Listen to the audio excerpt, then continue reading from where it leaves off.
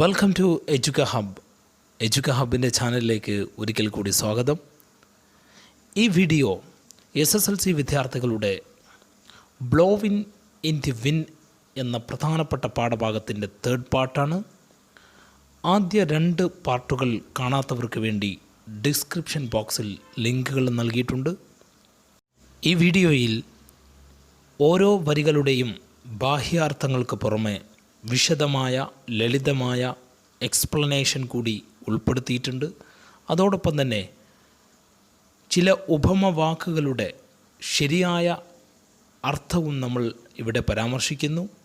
പാഠഭാഗം ആരംഭിക്കുന്നതിന് മുമ്പ് വളരെ വിനയത്തോടു കൂടി ഞാൻ നിങ്ങളുടെ മുമ്പിൽ ഒരു അപേക്ഷ വയ്ക്കുകയാണ്. ഈ ചാനൽ ഇതുവരെ നിങ്ങൾ സബ്സ്ക്രൈബ് ചെയ്തിട്ടില്ലെങ്കിൽ ഉടൻ തന്നെ നിങ്ങൾ സബ്സ്ക്രൈബ് ചെയ്യുക. അതോടൊപ്പം തന്നെ നിങ്ങളുടെ ഫ്രണ്ട്സിനൊക്കെ ഷെയർ ചെയ്ത് നൽകുക.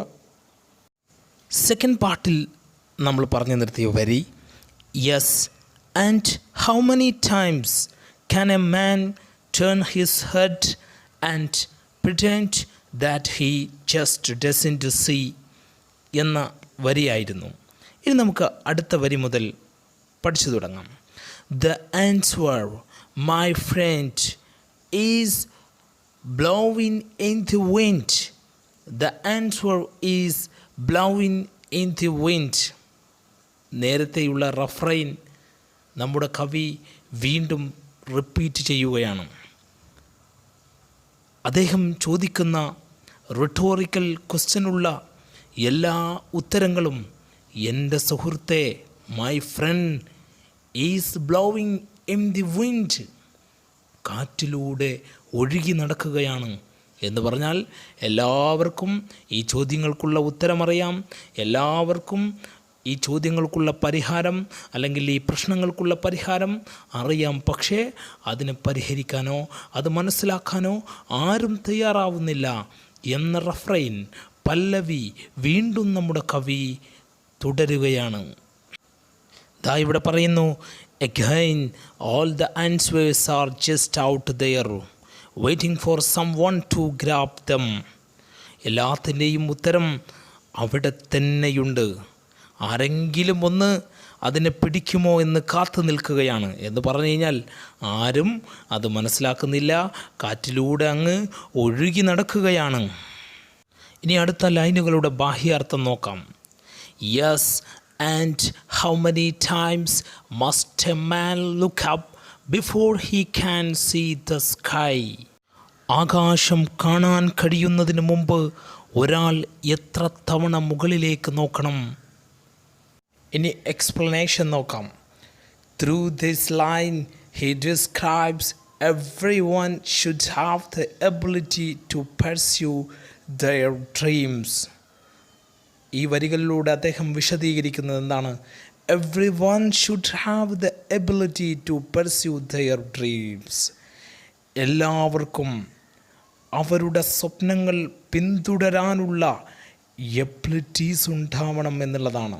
അതായത് ബ്ലാക്ക് പീപ്പിൾസിനും അവരുടേതായ സ്വപ്നങ്ങളുണ്ട്, അത് പിന്തുടരാനുള്ള അവകാശവും അല്ലെങ്കിൽ കഴിവും അവർക്കുണ്ടാവണം എന്നുള്ളതാണ്. The main intention of blanks, they want equal opportunity and freedom in white dominated American society. അതായത് ബ്ലാക്കിൻ്റെ മെയിൻ ഇൻറ്റൻഷൻ എന്ന് പറയുന്നത് they want equal opportunity, അവർക്ക് എന്ത് കിട്ടണം? തുല്യമായ അവസരങ്ങൾ കിട്ടണം. ആൻഡ് ഫ്രീഡം, തുല്യമായ സ്വാതന്ത്ര്യം ലഭിക്കണം.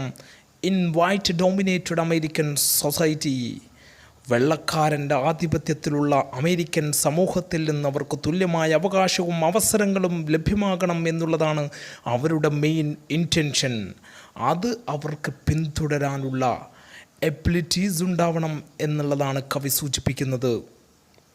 ഇനി നമുക്ക് ഇവിടെ ഉപയോഗിച്ചിരിക്കുന്ന സിമ്പിൾ നോക്കാം. Sky is the simple of unlimited freedom and opportunities. അതായത് സ്കൈ എന്ന സിമ്പിൾ കൊണ്ട് ഉദ്ദേശിക്കുന്നത് പരിധിയില്ലാത്ത സ്വാതന്ത്ര്യവും അവസരവും എന്നുള്ളതാണ്. അതായത് പരിധിയില്ലാത്ത സ്വാതന്ത്ര്യവും അവസരങ്ങളും ബ്ലാക്ക് പീപ്പിളിന് കിട്ടണമെന്നുള്ള ഇൻറ്റൻഷൻ തുടരുവാനുള്ള എബിലിറ്റീസ് അവർക്കുണ്ടാവണം എന്നാണ് സൂചിപ്പിക്കുന്നത്. ഇനി അടുത്ത ലൈനുകളിലേക്ക് കിടക്കാം. Yes, and how many years must one man have before he can hear the people cry.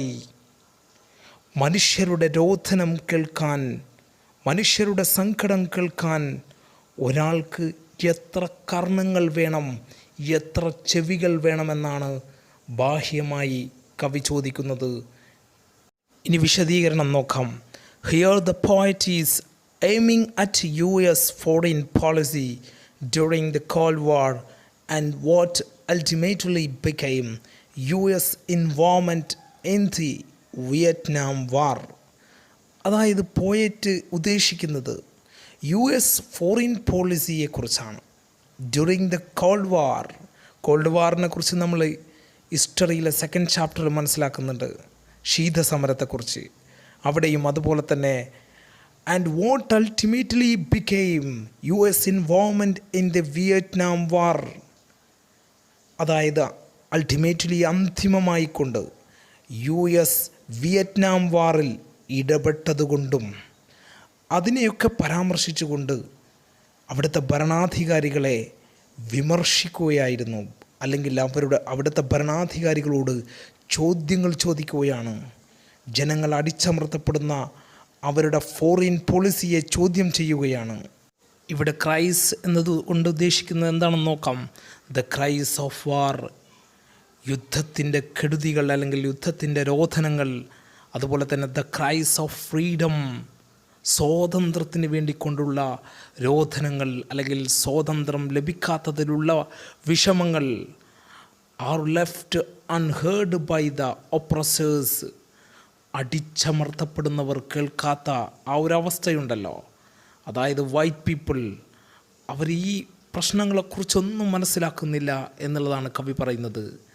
But one day they get a solution for all this problem. പക്ഷേ ഒരു ദിവസം എല്ലാ പ്രശ്നങ്ങൾക്കുമുള്ള പരിഹാരം ഉണ്ടായിരിക്കും എന്നുള്ളതാണ് കവി സൂചിപ്പിക്കുന്നത്. ഇനി അടുത്ത ലൈനുകളിലേക്ക് കിടക്കാം. Yes, and how many deaths will it take till he knows that too many people have died. നിരവധി പേർ മരിച്ചു കഴിഞ്ഞു എന്നറിയാൻ എത്ര മരണങ്ങൾ നടക്കണം എന്നാണ് കവി ബാഹ്യമായ വരികളിലൂടെ ചോദിക്കുന്നത്. നമുക്കിനി എക്സ്പ്ലനേഷൻ നോക്കാം. During the Vietnam war more and more troops were repeatedly sent in with the promise that the war would end soon. Vietnam യുദ്ധത്തിൽ യുദ്ധം പെട്ടെന്ന് അവസാനിപ്പിക്കാം എന്ന് കരുതിക്കൊണ്ട് തുടർച്ചയായി ട്രൂപ്സിനെ, പട്ടാളക്കാരെ അവിടേക്ക് അയച്ചു. But it seemed to never cease. പക്ഷേ അതൊരിക്കലും അവസാനിപ്പിക്കാൻ സാധിച്ചില്ല. Here the singer gives a possible reference of Harry S. Truman was the 33rd president of USA. ഇവിടെ നമ്മുടെ കവി ഒരു പോസിബിളായിട്ടുള്ള പരാമർശം നടത്തുകയാണ്. ആരെക്കുറിച്ചാണ് നടത്തുന്നത്? ഹാരി എസ് ട്രൂമാനെ കുറിച്ചാണ്. അദ്ദേഹം ആരായിരുന്നു? അമേരിക്കയുടെ 33ാമത്തെ പ്രസിഡൻ്റ് ആയിരുന്നു. അതോടൊപ്പം തന്നെ അദ്ദേഹം എന്താ ചെയ്തത്? Was forced to drop the nuclear bombs on Japan. ജപ്പാനിൽ ന്യൂക്ലിയർ ബോംബ്, അണുബോംബ് വർഷിച്ചതും ഇദ്ദേഹമായിരുന്നു. He thought if the drops bomb they would kill innocent Japanese people but save countless American soldiers. ജപ്പാനിലെ നിരപരാധികളായ ജനങ്ങളെ കൊന്നൊടുക്കിക്കൊണ്ട് അമേരിക്കൻ പട്ടാളത്തെ സംരക്ഷിക്കാമെന്നായിരുന്നു അദ്ദേഹം ചിന്തിച്ചത്. ഈ ചിന്ത ഒരു തെറ്റായിരുന്നു എന്ന് അദ്ദേഹം അവിടുത്തെ ഭരണാധികാരിയെ വിമർശിച്ചുകൊണ്ട് സൂചിപ്പിക്കുകയാണ് ഈ വരികളിലൂടെ. ഇനി അടുത്ത ലൈനുകൾ നോക്കാം. The answer, my friend, is blowing in the wind. The answer is blowing in the wind. നേരത്തെ ആവർത്തിച്ച റെഫ്രൈൻ ഉണ്ടല്ലോ, പല്ലവി ഉണ്ടല്ലോ, അത് വീണ്ടും കവി റിപ്പീറ്റ് ചെയ്തിരിക്കുകയാണ്. അതായത് എല്ലാത്തിൻ്റെയും ഉത്തരം മൈ ഫ്രണ്ട്, എൻ്റെ കൂട്ടുകാരാ, is blowing in the wind, നേരത്തെ ചോദിച്ച റിട്ടോറിക്കൽ ക്വസ്റ്റ്യനുള്ള ആൻസർ എല്ലാം കാറ്റിലൂടെ ഒഴുകി നടക്കുന്നുണ്ട്. അതായത് എല്ലാവർക്കും അറിയാം, പക്ഷെ ആരും ശ്രദ്ധിക്കപ്പെടുന്നില്ല, ആരും മനസ്സിലാക്കുന്നില്ല. അപ്പോൾ നമ്മുടെ ഈ ഒരു പോയത്തിൻ്റെ എക്സ്പ്ലനേഷൻസ്, അതുമായി ബന്ധപ്പെട്ട എല്ലാ കാര്യങ്ങളും നിങ്ങൾ മനസ്സിലാക്കിയെന്ന് വിചാരിക്കുകയാണ്. നമുക്ക് ഈ പാഠഭാഗത്തിൻ്റെ ക്വസ്റ്റ്യൻ ആൻസർ മറ്റൊരു വീഡിയോയിൽ ഡിസ്കസ് ചെയ്യുന്നുണ്ട്. Thank you so much.